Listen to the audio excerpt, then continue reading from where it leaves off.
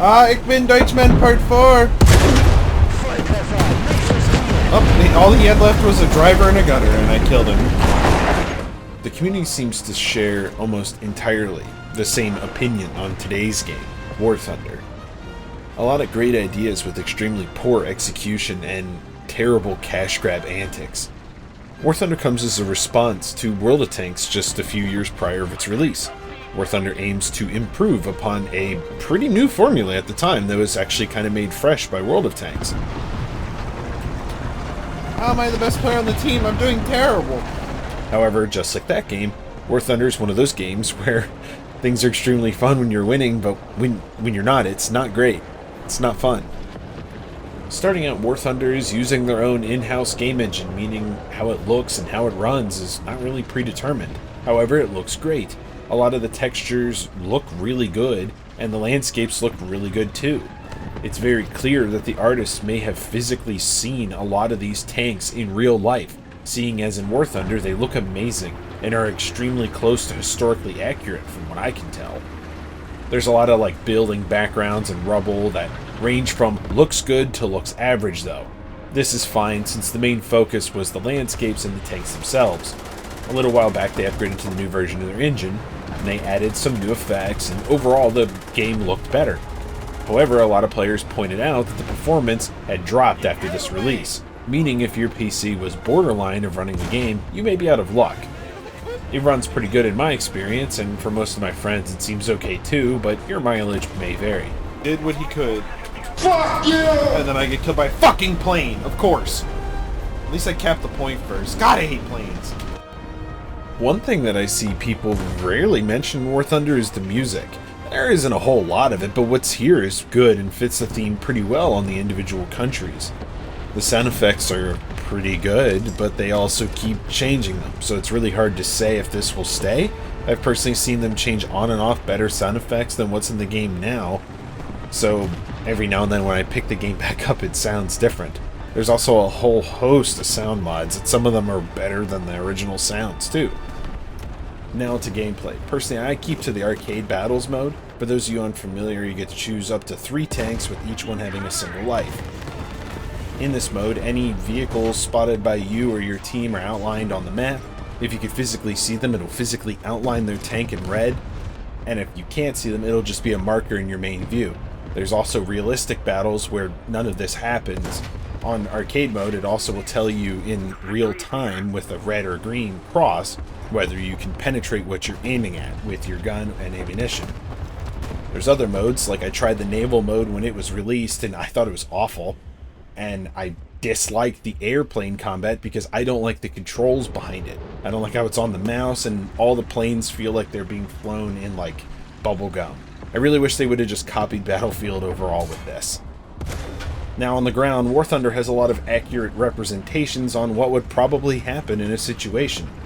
Damage models on vehicles causing a real-life simulation in real time on how a shell will deform, explode, spall, ricochet, or shatter even, all inside or outside the vehicle, and will calculate penetration values based off of different parameters, like the shell that's used, the type of shell more specifically, the armor of the vehicle that's being hit, and the gun that it's coming from.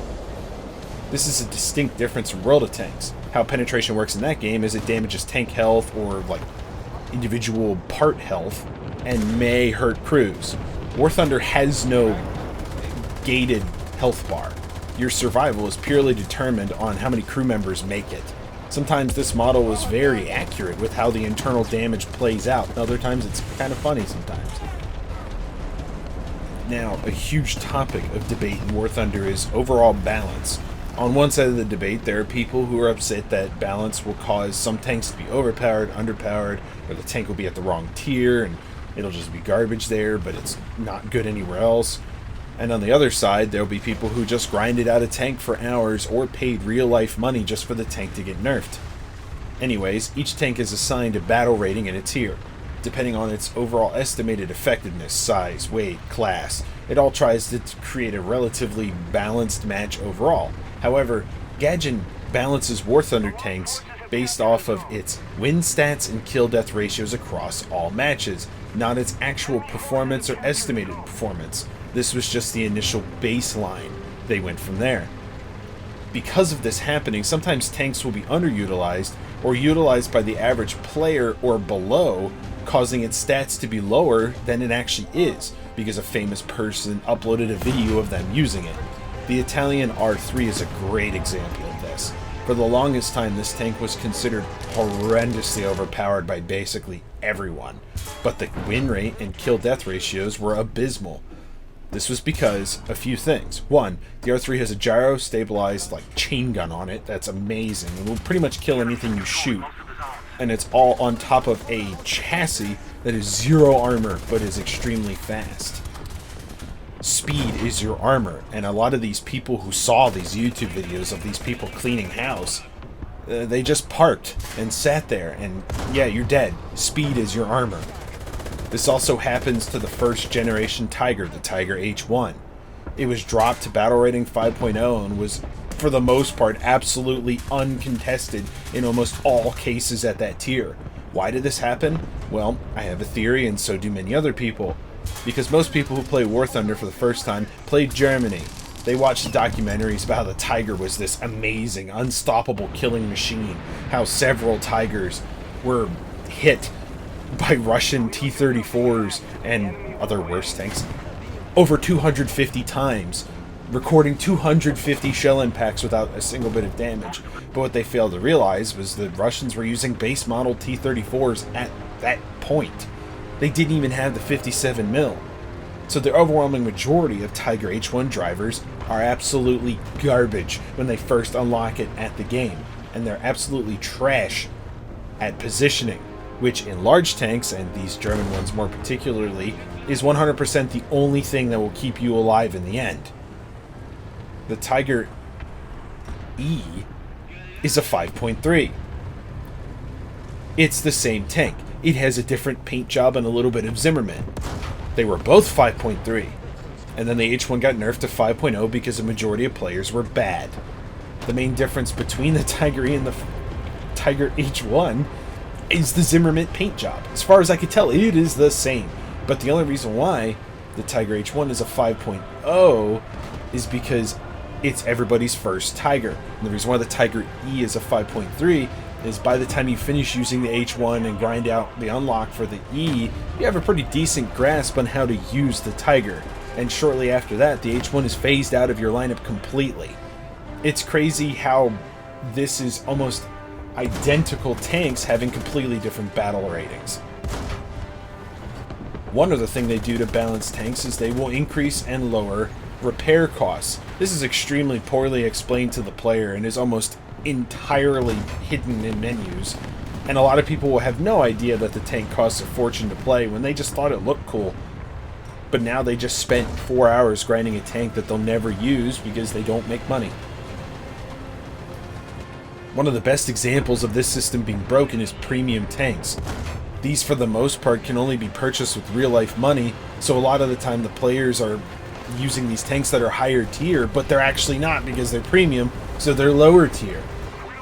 Or they're one-off designs that were nothing more than a prototype, but in the end, since it's a video game, they're insanely effective, and they're almost always lower tier than they should be. I still hate fighting the K-Vector and Cobra King more than any other tanks because of this. Now, why does the balance system make these lower? Because basically nobody plays these tanks, and the people who play them are weekend warriors. So a lot of the time they're bad, but then they're in a tank that just won't die. The same thing tends to happen with a lot of the Lend-Lease tanks, with other nations that have less original designs. It seems that this is being slowly addressed over time, however, on the Lend-Lease tanks, because the Sherman from Italy used to be lower tier than the American. However, it actually worked itself out, so pat yourself on the back on that one, but you still need to fix the fucking Cobra King. Free-to-play is often abused heavily, and in the case of War Thunder, this is no different. Countless time and time again, Gaijin slides their slimy little hands into your wallet with their terrible business practices to extract your money. Almost always, vehicles are extremely expensive to buy. Repair costs can sometimes exceed the amount you make in a match unless you rack up a bunch of kills. And the grind overall is super long. Unless for a nominal fee you pay money. It's like I'm watching Ed, Edd n Eddy. At any time, you can buy anything you have available to research with real money. Experience point conversions for your crew skills to make your crews slightly better. You can speed it up with real money. Or you can buy the premium tanks I was previously talking about with real money. All of this coupled with the long grind of unlocking tanks can really pressure you into buying their premium time. What's premium time, you ask? Premium time gives you double XP and money. Even with this, it's still extremely time-consuming to unlock higher tiers. I have a total of 172 hours played, with most of that being premium. And I have a 5.3 American, 5.3 Russian, and 7.0 German, as well as a bunch of tiny other little ones, but none of them are significant. If you intend on playing War Thunder, make sure you understand it is free to try, not free to play, as the progression speed hits a brick wall quickly. All of this coupled with the premium tanks that are insanely good for at least the first while upon their release, and the fact that they add new tanks all the time and they're almost always the top tiers, encourages people to either just buy those tanks outright or buy the premium so that way you can grind it out a little bit faster. This confirms that War Thunder is designed to take your money. Gaijin from time to time will introduce map changes, like moving things around or making hills taller so that way spawn camping is harder. Or one of the most controversial boneheaded changes ever made in existence. All tanks across the board had their maximum incline traverse angles lowered, meaning every single tank in the game is worse at climbing hills. Now, a bit of context as to why this change is bad. It was to prevent people from getting into cheaty areas or outside of the map. They made every single tank in the game, including ones with top speeds of like 15 miles per hour, worse at climbing hills.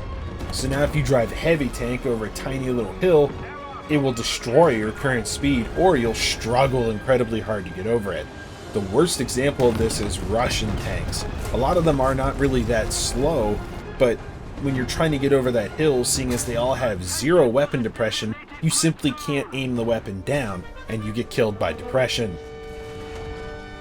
They also added an extremely controversial mechanic not too long ago, and then immediately removed it: overpressure. They did this to replace the previously used hull break. Hull break was basically, if you did an extreme amount of damage to an armored plate, the tank would just die outright. Even if it was like hitting like a chicken plate on the side of an anti-air gun. It was a dumb mechanic, and they were trying to do something different here.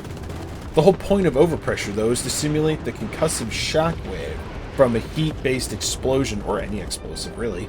But what almost always happened was the entire crew would die from zero penetration with no reason at all on the kill cam.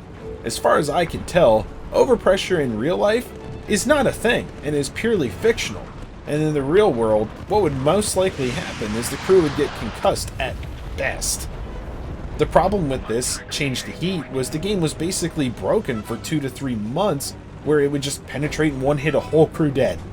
And nobody wanted to play the game at that point because everybody used heat. Everybody. Interestingly enough, not long ago they added cross-platform support with the PlayStation and Xbox consoles to play with the PC guys. Surprisingly, it works extremely well, and as far as I could tell, there's zero issues with it outside of they can't really see you typing, and you can't type to them, and they can't type back. Oh, and planes and tank battles. They purely exist just to ruin anyone on the ground's gameplay experience. Almost always, if you're driving an open crew vehicle, you'll get spawn killed by these guys. Or if you're in a heavy tank, you're pretty likely to get bombed if you don't just hide behind buildings the whole game. Interestingly enough, a lot of the community has specific feelings for War Thunder. That it's a great idea, poorly executed, and I can't help but agree with that statement entirely. A lot of good ideas with an extremely solid premise, but terrible balancing, sometimes getting up-tiered and having to fight a tank from a completely different war or military doctrine. All of this with the extremely greedy free-to-play, but not actually free-to-play, approach makes War Thunder a very tough recommendation. At the lower tiers, around 3.0 and 5.7, it's actually pretty enjoyable, but as you get higher, with the more repair costs and the fact that everybody just camps because nobody wants to pay those repairs, it becomes so expensive you barely even profit with premium. War Thunder is also one of those games where everything is going good, it's really fun, but the second it begins to unravel, you start getting mad and you Alt F4 and uninstall the game, at least in my experience. As always, thank you for watching the video. Leave a like or a comment on the video if you had feedback or on the game or the review, or if you had suggestions for future games or future reviews.